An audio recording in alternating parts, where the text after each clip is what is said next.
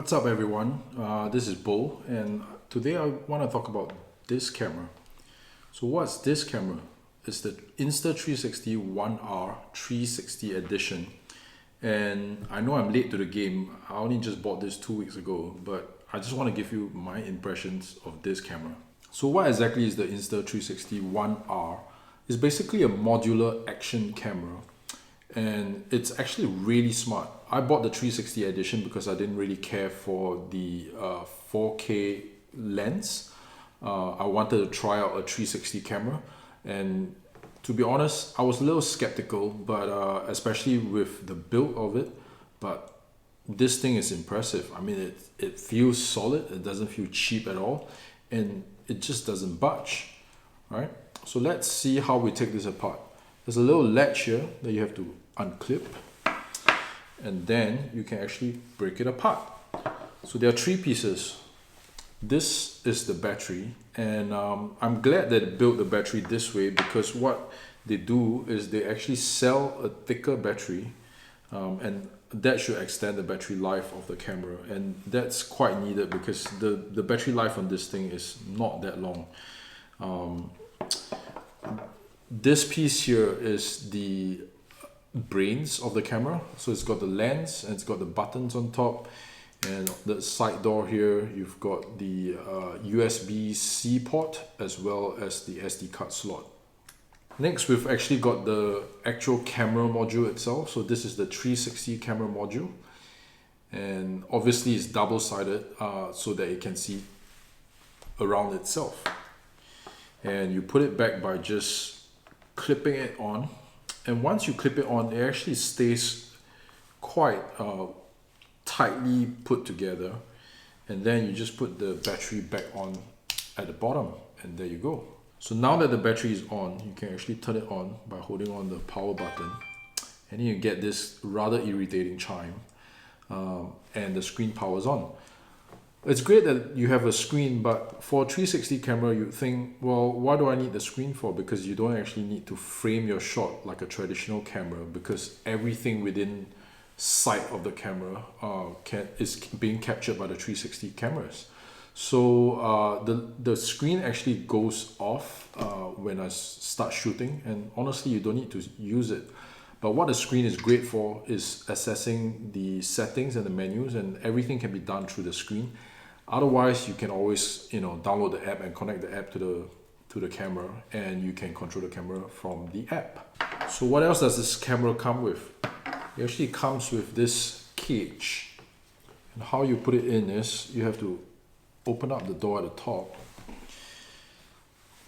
and you slot it in. And with some practice, you can actually do this pretty quick.